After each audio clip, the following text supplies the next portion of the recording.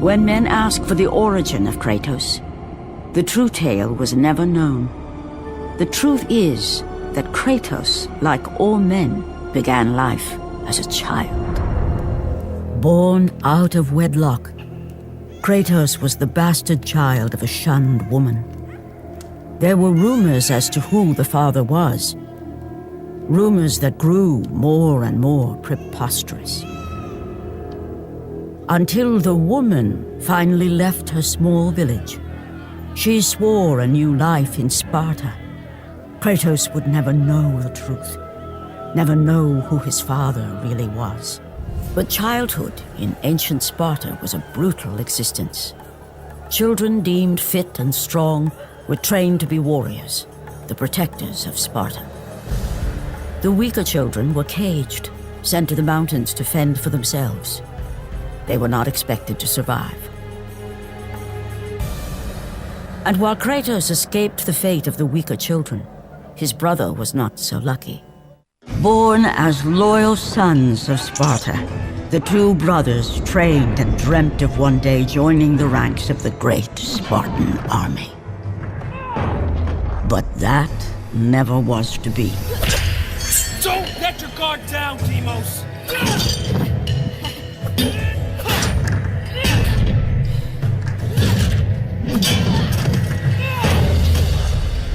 A Spartan warrior never lets his back hit the ground. Even in death, a Spartan stands tall for battle. You are a Spartan, are you not? Yes, Kratos.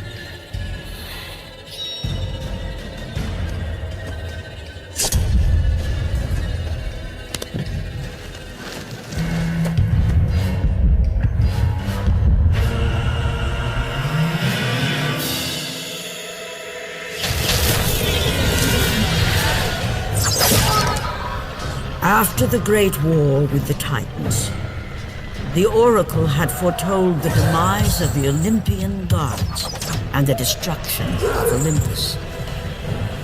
She saw that it would be brought about not by the hands of the Titans, who thirsted for revenge, but by the hands of a mortal, a marked warrior.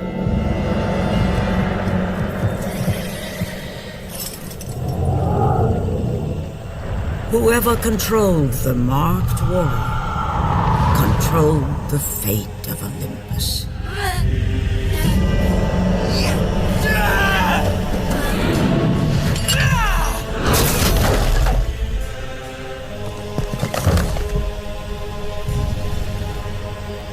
Ikali!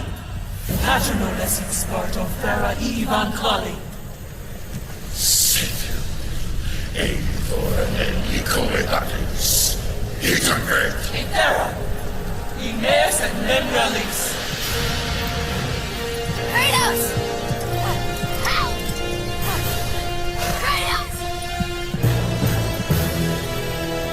Forgive me.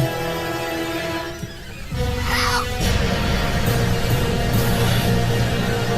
Deimos. Kratos! Deimos! Where are you? Come home, my sons! They came to retrieve the marked warrior, a mark they saw on the body of Deimos. As he was taken away in front of his brother's eyes, little did he know of the fate that awaited him. Ares would bring him to the domain of death, realm of Thanatos, a place no mortal had ever dared set foot. There he would remain imprisoned with no hope of escape. He would suffer years of punishment and torment at the hands of the god of death.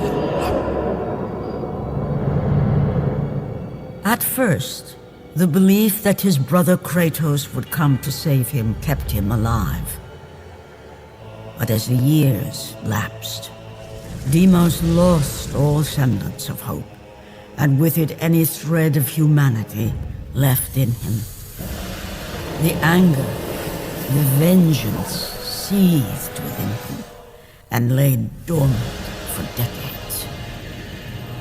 With little sanity left, it was this rage that made him endure, believing the day would come when he would once again face the brother who abandoned him.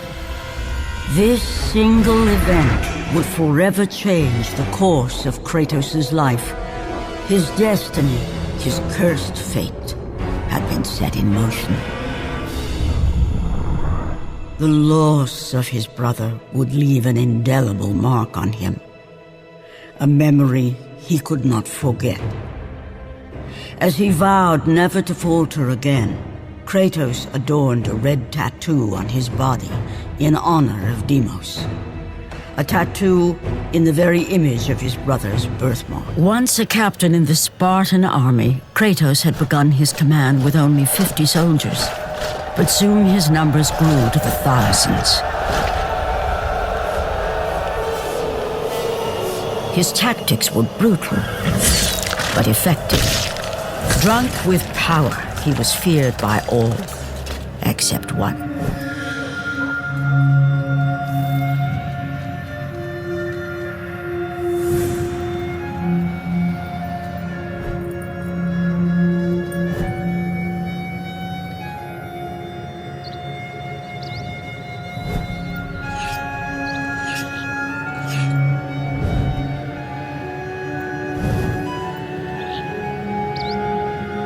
His wife was the only one to brave his fury. How much is enough, Kratos? When will it end? When the glory of Sparta is known throughout the world. The glory of Sparta. You did this for yourself. His desire for conquest knew no bounds, but that which he desired would ultimately consume him.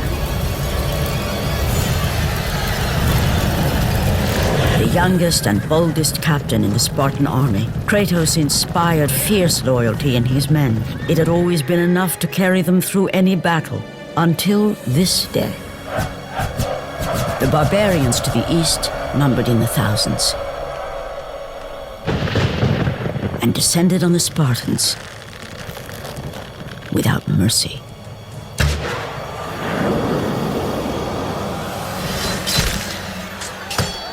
The battle lasted near hours.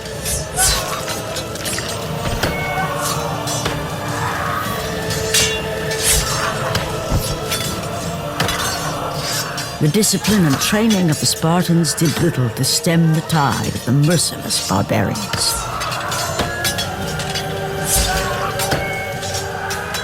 The soldiers faced a massacre, while their young captain faced the end of his brilliant career and his life. But to Kratos, victory was worth any price, even his soul.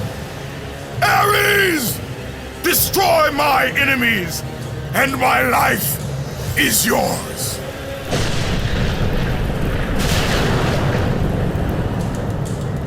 That desperate call for aid would come to haunt Kratos for all his days. That long since he'd traded everything to save himself. The sky split apart, and the god of war stepped through. Descending from Olympus, he saw the makings of a god in a mere mortal. Ares would save Kratos. He would turn him into the perfect warrior, his servant on Earth. Only a simple pledge of loyalty was required. My life is yours, Ares. From this day, I shall carry forth your will. And his fate was sealed. As promised, Ares rescued his new disciple, bringing forth the power of a god, destroying those who would slaughter Kratos and his men.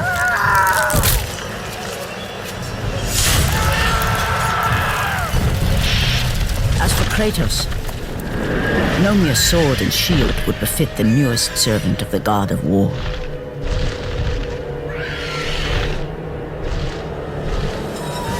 The blades of chaos, forged in the foulest depths of Hades.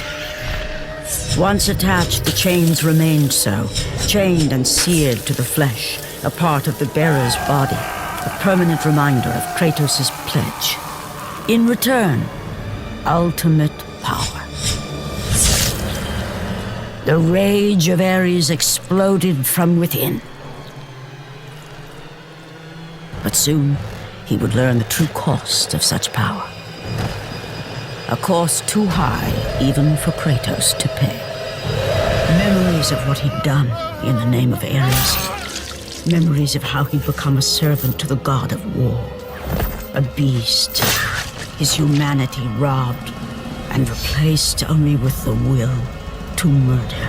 No one was safe. Entire armies fell before Kratos and the soldiers who followed him on his unending path of conquest, all in the name of his master. Those who offered resistance of any kind were dealt with quickly. They've built this temple to offer prayers to Athena! This entire village stands as an affront to Lord Ares! Burn this village! Burn it to the ground! Emboldened by the god of war, Kratos' army was ruthless, feared throughout the world for their brutality. All that mattered was conquest in the name of Kratos, their great leader, who had become near invincible. He feared nothing. Yet there was something about this temple, something forbidden. All his instincts told him he should never cross its threshold. Never step inside. Beware, Kratos. The dangers in the temple are greater than you know. But the village oracle's warning fell on deaf ears. His ambition would not be denied. All who opposed him would die.